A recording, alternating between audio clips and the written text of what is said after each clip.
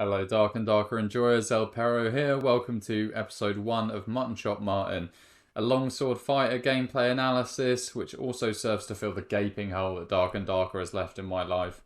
On the screen here, you can pause to see the loot we've been using, but essentially it's all just basic grey gear with the exception of one piece of jewellery giving us a nice +2 strength buff. Usually as a fighter I always try and keep a ranged weapon. Ideally I'd take a crossbow, but if I haven't got a crossbow, they haven't got them for sale by the huntsman for example, then I'll stick straight in with a longbow. So as you can see here, you can draw aggro on enemies and avoid getting pinched between different mobs. For example here, if I didn't have the longbow, I would have had to dive in and fight that guy hand to hand. Probably would have drawn the 2 aggro from the skeleton and this other archer here, who can also be a crossbow archer. Those guys have been absolutely lethal this playtest. Just a grey bow we're using here, but as you can see, you can still put them down with just 3 shots to the head, which just makes clearing ranged mobs so much easier. So it's always worth having one, even at the risk of another perk slot, but preferably get yourself a crossbow.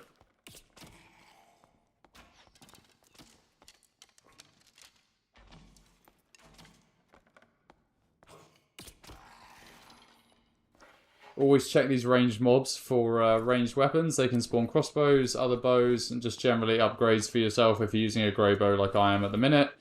And again here you can see I'm always pulling the aggro of mobs towards me, towards areas I've already cleared to avoid getting pinched. This spawn is particularly troublesome as you can see another team's just appeared down the corridor. I'm pretty sure they spawn about 2 rooms over and usually end up having a bit of a brawl in this corridor. I pop sprint here to get distance towards them because they seem to be pretty preoccupied with one of these axe skeletons who've been also absolute vicious bastards this entire playtest.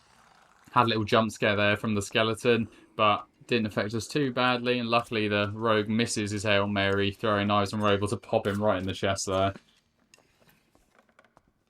At this point, I'm not exactly sure how many of these guys are left in that room. There's definitely 2, but there could always be a 3rd sneaky rogue ratting around in there somewhere. So I'm playing pretty cautious, and they seem to be doing the same, which is giving me an inkling that they're not particularly geared, because they outnumber me, but they're still holding a pretty defensive position. At this point, I'm kind of umming and ahhing about whether I should get down there and start swinging, or whether I should try to poke away at them with the bow, draw them into the corridor where I feel a bit more confident with the range of my longsword.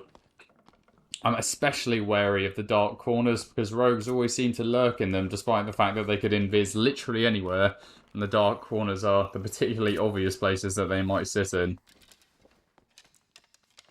Here I'm just debating whether I should charge in with the longsword, but I'm pretty certain at this point that they're trying to bait me through there and the rogue's going to be lurking some way, either to the right or in that back right corner. Especially the Barb's movement here gives me a bit of a heads up. You know, he's jiggling backwards and forwards, doesn't really seem to know what he's doing. Little jump maneuvers there. Just seems like he's trying to bait me to come in. And right on cue, I spot the Rupture here from the rogue. He is sat there waiting to backstab me if I push the Barb. So happily managed to get a shot on him there. Haven't noticed either of them healing at this point, so I'm fairly certain they're not geared at all. I'm thinking they might run here, but then the rogue does a 180 and absolutely charges in here looking for a fight. Starts to pull back, and I'm starting to think it might be bait again, but then I hear the Barb pop his defense pot, and I know they're definitely coming for it. I'm trying to keep him in this room, in this narrow doorway with the longsword, where I've got the advantage of the poke and then the swing. They come in here with a really good push, actually. The rogue does exactly what he's supposed to do. Chimes straight in, trying to get behind me. It's just they don't commit quite enough. The Barb should have pushed harder here, and then when I turn around, the rogue should have pushed a little bit harder here. They leave it just a little bit too late. I managed to get a headshot on the Barb, 2 hit on the rogue, and then I finished the Barb with that 3rd strike of the combo. It's always really worth trying to chain your attacks there, and even if you're switching from one enemy to another, finish your combo, because the movement speed on finishing a combo is way faster than initiating another animation. So that Barb obviously thought he was going to clunk me in the back before I had time to react, but I was able to just pivot and one-bang him. At this point, I am just sitting down to check their loot. As expected, they're pretty much just grey gear. They went down pretty easy. I don't think that they even had heals to recover any health from those arrows that they took.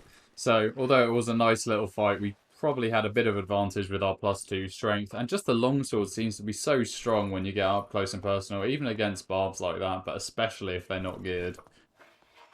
So here we're just using a couple of meds, just trying to get our health back up, just enough that we can sit down and rest, but all the same I do think it slows down the gameplay a little bit. For that reason I've zipped through this there, because I'm a gentleman, and won't have to force you to slowly trundle through that with me. So at this point in the raid, it's pretty early on. Although I'm pretty chuffed I've got those 2 kills, I haven't made any money, and they had 0 upgrades for me or my build. So I go around, start poking these crates. Another advantage of the longsword is just how quickly you can smash containers. It seems to vary a lot across the weapons, and some of them are particularly tedious, needing to smack things 4 or 5 times or not even being able to break them at all. So that's another advantage there. Showing my poor map knowledge here, I'm checking out this room, which turns out to be an empty spawn. But you live and you learn.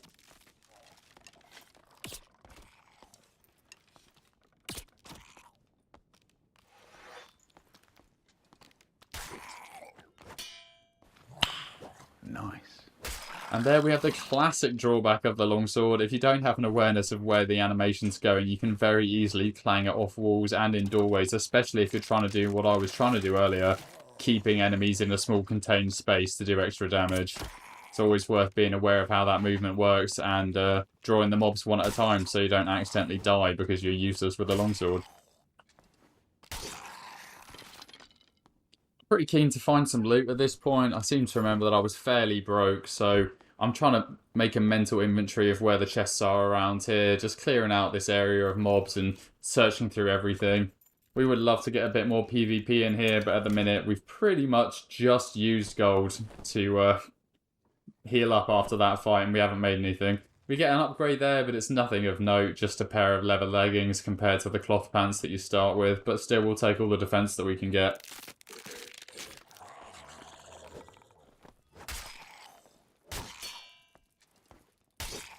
Interesting little tidbit here. Seems like the NPCs, the mobs, can get caught on the corners of crates. This one there, I don't know if you noticed that, but just for a second he seemed to be fully caught on that crate, and he did his full attack animation about 4 feet from me.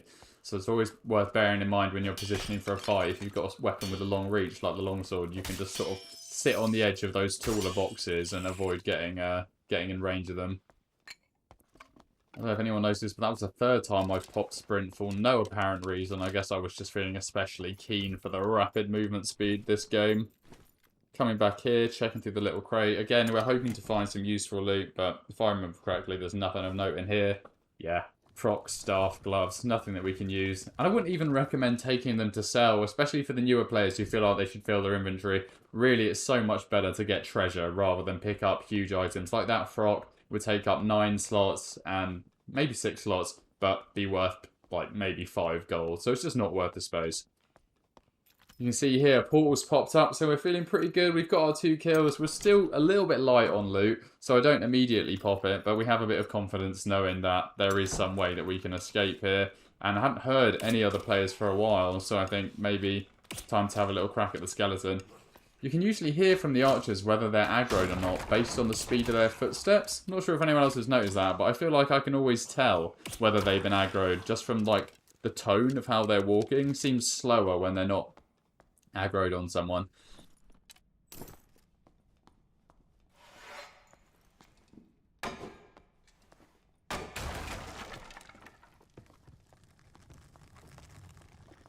This audio went a bit weird here. It sounded like the portal was opening in that previous direction, but actually it was just behind us. And this is my favourite kind of extract portal placement in Dark and Darker, especially when I'm playing as a solo. You can see here in the bottom right, the zone's closing, and this portal is actually going to be outside of the circle, but it's only going to be a couple of meters outside of it. That basically means that I can open it, and unless someone is doing a humongous flank through the darkness, which is quite unlikely, although some people, including myself, do it, no one's going to steal that from me because it's outside of the circle already. I know I can get to it. I only have to time 1 or 2 seconds of the darkness. So now I've got an extract which is pretty much guaranteed to remain there, and I don't have to worry about someone snaking it. Gives me a little bit more confidence to charge into what's coming up full-headed without worrying about how I'm going to get out at the end of it. So here I immediately start to hear people smashing crates. Think about opening that one up as well, but I don't want to alert people that I'm here with the portal sound. So I start pushing in. I can hear the Wraith aggroing on someone, and Archer's firing as well. And I think now's the actual time to pop sprint, and I finally use it to good effect. And I catch these guys completely unawares. They've got no idea what's going on. I'm pretty sure he thought my footsteps were his teammates' footsteps.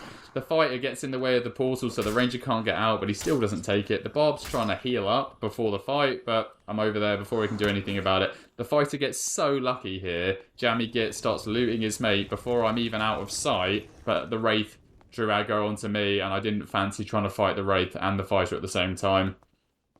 Maybe in a later video I'll show you how I cheese the wraith with the longsword, but I'm pretty sure everyone knows about that by now. So I fall back a little bit there because I don't fancy fighting the fighter and the wraith at the same time. I want to go have a little peek, but as I come back up here, his aggro is drawn onto me again.